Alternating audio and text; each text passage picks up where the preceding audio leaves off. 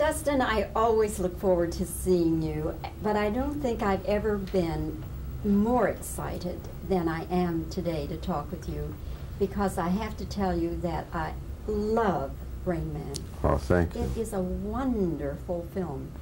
I expected a good performance from you, but you just blew me away. Oh, thanks. Wonderful. I'll relax a little bit now. Yeah, yes, you're in friendly territory. Thank you. Let me tell you. On a scale of 1 to 10, Dustin, how difficult was this role? The hardest.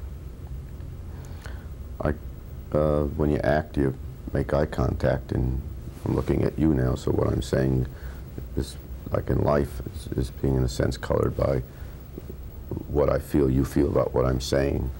And with autistic people, that's part and parcel of the illness. They don't care what you think, and they really would prefer not even to have any kind of social intercourse or, you know, interaction. So there is no eye contact, and there if anything, there is a need to bar you out.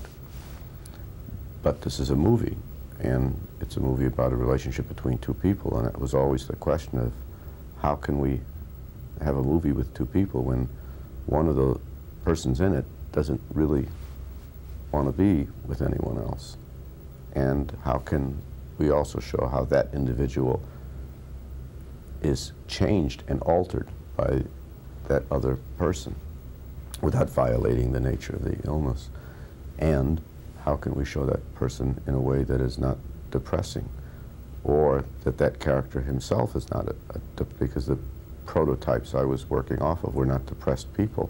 As ill as they were, they did not seem to be depressed because they were ritualized in their, you know, life. I just didn't know what to do. I enjoyed the research of it. I researched for almost a year, and I got to the point where I wished I could just keep shooting. I mean, just keep researching and never start shooting. And then when the day came that we had to start shooting, I was far afield, and when I saw the first rushes, I was gone. I mean, it was bad work, and I wanted to quit. What was wrong with it? I didn't know what I was doing, and what I was doing was just not genuine on the screen. It was just, it was just the worst acting I had ever done, was acting in the worst sense of the word. It was everything I didn't want to do with this part.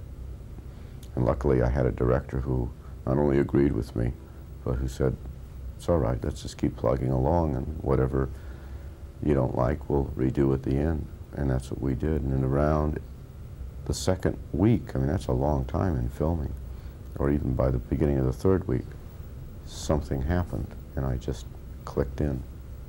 And I'm not sure what it was. I can't call it anything but luck. But I just, and once I clicked in, it was an experience which I had never had before. I was on a ride. I was just, you know, I was on a new kind of roller coaster. At the end of the day, at the end of a day's shooting, Dustin, were you afraid that you would lose it between the end of that day and the beginning of the next day's shooting? Yeah, that's a good question. I did the first 2 weeks. First I didn't have it. There were stages. I didn't have it at all. And then I started to get it without knowing it. And the director would say, you were in there a little bit.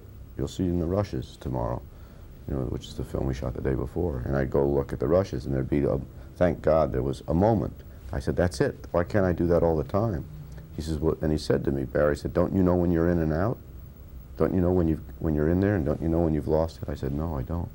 I don't know when I'm in, I don't know when I'm out. I'm really, you know, I'm really at sea here. And then a few more days passed, and then I started to get the feeling of when I was in there. And once I got that feeling, I could start to control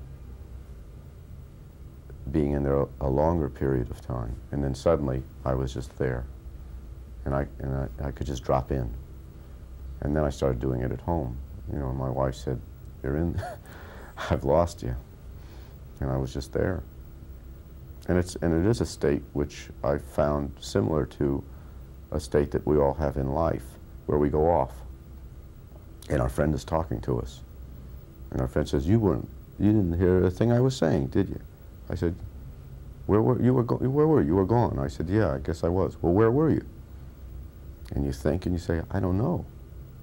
I was somewhere. I don't know. I was thinking about something. Well, I can't even remember what I was thinking about. And they say, you didn't hear a word I said to you, did you? And you, for some reason, can say, yes, I did. You said, do you want to go to the movies tonight? And you want to see this one, that one, the other. And you recorded it, but you weren't listening. You were somewhere else while you were recording. And it seemed that that was a constant state of these. That was the closest I could get to it. Except there's also a hell. There is a horror part of it too, which is in a movie. Part of that illness, which is like, it must be just like being in hell. They have this genius ability, you know, to do certain things which they cannot explain. Doctors cannot explain it to this day. How can they compute like that faster than a computer?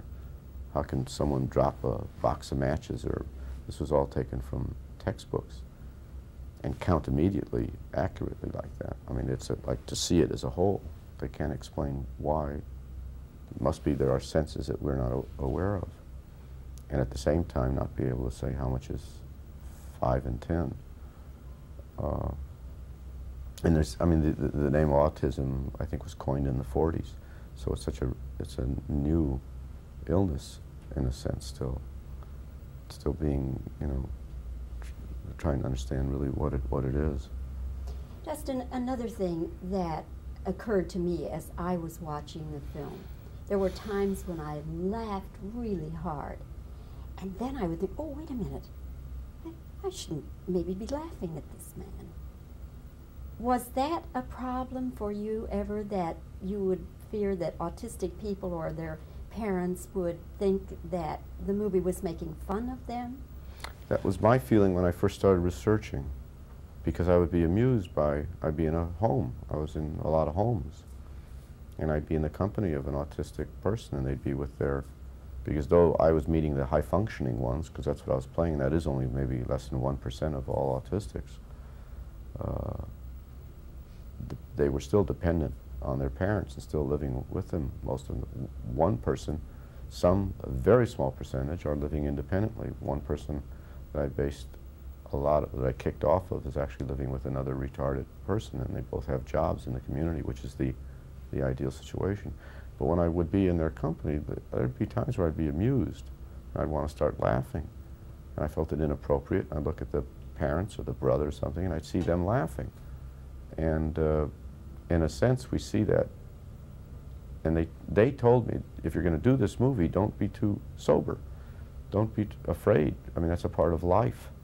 In the beginning, one of the beginning scenes, when you first see me in the institution, the attendant, the man I refer to as Vern, V-E, I spell his name out, he laughs at something I do. And in a sense, it tries to be a signal to the audience. I've not seen it with general audiences, but there's been 1 or 2 cases where they've screened it for a general audience. And for some reason, when it's a large number of people, they walk in and they laugh and they go with it. And the movie's intended to be that way. I got comfortable with it, with the laughing as it went on, Dustin. So I guess I just needed a little time to realize we've used up our time. Oh, I'm sorry to say. But again, I love the performance. Oh, thank you. I laughed very hard, and at times you just really moved me to tears. Well, was You're almost moving me to tears now that I think about it. It was a privilege to play that character. I mean, that character is a composite of a few people I met, and it was really a privilege to know them and to still know them. They're remarkable people. I've just one last thing to say. I'll see you at the Academy Awards. Oh, thank you. Thanks, For Ishtar. No, just kidding. You brought it up, I didn't. The iMovie.